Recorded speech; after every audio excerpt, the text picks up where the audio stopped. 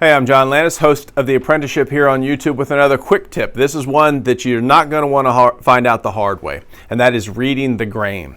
So every board has grain growing in some direction, and it's sometimes very easy to see and sometimes not so easy to see. Looking at a cherry board, we can see that the grain on this edge is running in this direction, which no doubt will mimic itself in arches on this face, the flat sawn face.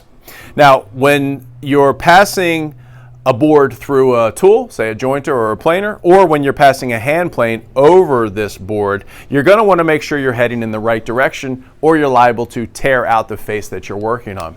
Now, I've heard it said that the way to dress a board is the same way you would pet a cat. You would not pet a cat from tail to head, thus pushing its fur up. Instead, from head to tail, pushing its fur down. Same thing with reading the grain. In this case, as you see the grain going in this direction, if we wanted to dress this face with a hand plane, we would go in this direction. Over the jointer, we'd want to pass it that way over the jointer, making sure that we're pushing the grain back down. Otherwise, it's going to end up tearing it out in most species.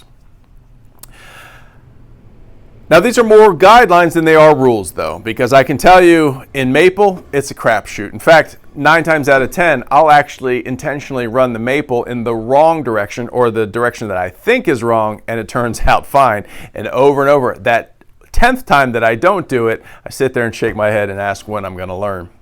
So, read the grain. You can do it from this direction to do the face, and then as you're looking at reading the face to do an edge joint, you can see that the grain is running in this direction, so this edge would want to run over that way as well. Just think about the blade going over the grain and wanting to push that grain down versus catching an edge and pulling it up. You'll have a lot more success and a lot less time sanding that tear out. Thanks for watching. Look for another quick tip later.